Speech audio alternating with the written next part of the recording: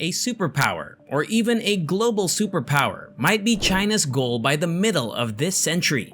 In other words, that is the meaning of Xi Jinping's second centennial goal: to become an eloquent speaker, a strong leader, a civilized country, and a harmonious society for the whole world by 2035. In order to qualify for superpower status, one must possess preeminent military power and be able to project that power globally or broaden it to encompass economic, political, cultural, and intelligence power, as well as the ability to shape international governance. The key is to have the long-term financial resources to ensure this. Perhaps no other country has created a bigger illusion of power in the 21st century than China. China is being portrayed as a great power when you read the comments of Chinese commentators or Western analysts. China's economy grew dramatically in the 1980s and 1990s, and today it is the second largest economy in the world. Throughout the past 2 decades, China has also demonstrated its strategic expansion. A few decades down the road, some claim China will surpass the United States of America as the world's most powerful nation. Although China has gained enormous momentum over the past 3 to 4 decades, it is on track to lose much of it. Whether a nation is strong or weak, it loses an essential foundation. China's population is declining. The one-child policy, inflated statistics, and lower fertility rates all point to a major decline in China's population growth. The Chinese population will begin to decline by 2035 and will lag behind the US in all demographic metrics. Furthermore, the problem of population is not the only one. The current Chinese president is squeezing the pockets of all the wealthy, in addition to picking fights with other world powers and isolating China. His policies are contributing to the decline of China. People have trouble trusting things like China's official statistics. In fact, you are unlikely to be able to trust Chinese numbers at all.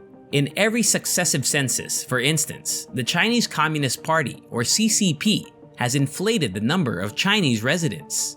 The population numbers of a country with a large population like China may be misleading. In fairness, the Chinese population is aging because of the CCP's disastrous family planning policies. China's economic growth objectives cannot be met anytime soon if there are not enough young people. In fact, the Chinese youth is already feeling demotivated under Jinping's rule, and China is staring right into a downward trajectory in terms of economic growth. It is expected that China's decline will begin in 2035.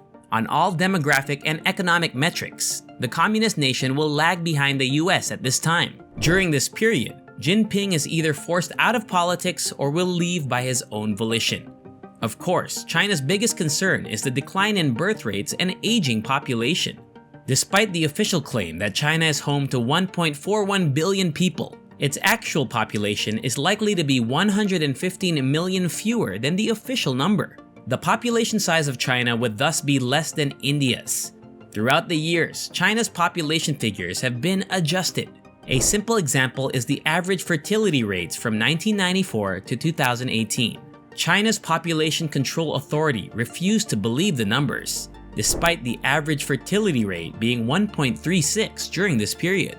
Since these numbers did not match Xi Jinping's political aims, the rate had to be adjusted to 1.6 to 1.8.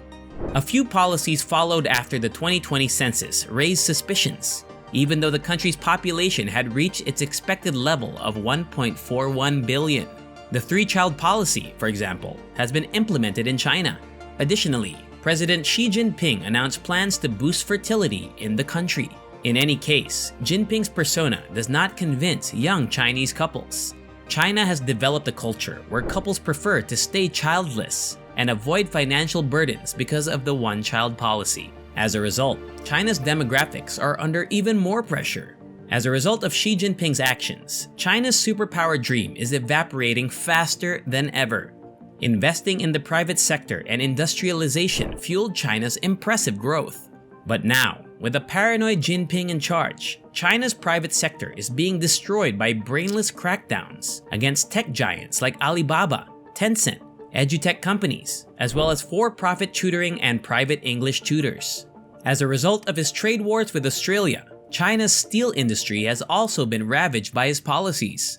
Today, Xi Jinping is looking to reintroduce China back to the Maoist era by instituting a hardline communist policy of robbing and looting the rich and distributing wealth amongst the poor.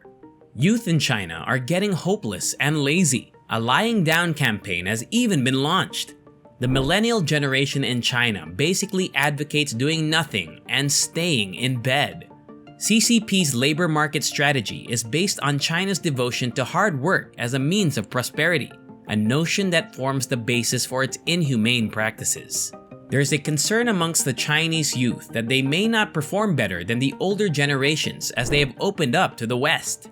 Chinese millennials are able to understand how the CCP has deceived them, despite Xi Jinping's efforts to cut ties with the West.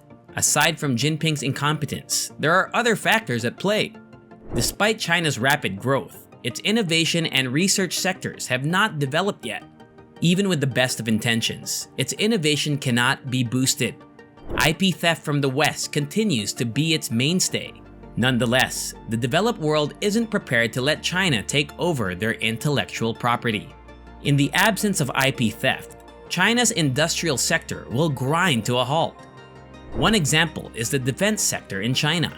It produces low-grade military equipment and weapon systems, and the manufacturing industry is in shambles. As China's native technology is several generations behind Western technology, it will simply go into freefall when it loses access to foreign technology. As a giant, China has grown enormously. Neither is it a well-organized system, nor are its fundamentals in place. In a decade and a half, all of China's woes will come to a head. China's might is being discussed a lot right now, but a few years from now, you will start to hear about its sudden decline. China's current costs are minimal compared to the ones it would have to bear in the future if it became a superpower. The nation's defense budget is far less than America's. Repression and stability are regarded as much more costly domestically than the budget of the People's Liberation Army. A population of 1.4 billion people requires an adequate social security system. Environmental remediation is incredibly expensive. Assuming that the US does not grow until 2049, China's GDP would need to increase by nearly 6% each year to match the United States per capita income in 2018. Empirical experience shows that such smooth growth is impossible. Their frustration may lead to unrest and instability. Another chief concern besides demographics relates to a looming water crisis in 12 northern provinces that account for 41% of China's population, 38% of the country's agriculture, 46% of its industry, and 50% of its power generation. It is not possible to avoid substantial economic, social, or political displacement by water transfers or desalination. Massive changes in agriculture, industry, and people's lifestyle are needed, if it is not already too late. Do you think a triumphant China that grows, prospers, and gains influence until it matches or exceeds the United States in most measures of power will exist? What is the secret to how an ascendant China can cope with the internal turmoil, water shortages, and a slowing economy and still become Asia's dominant power? When a stagnant China fails to tackle poverty, environmental degradation, and external crises, what will be the result? Well, China might defeat itself in the stagnant possibility, as many established world powers do to a certain extent. Let us know your thoughts in the comments section below. Also, like, share, and subscribe to our channel. Thanks for watching, and see you in the next video.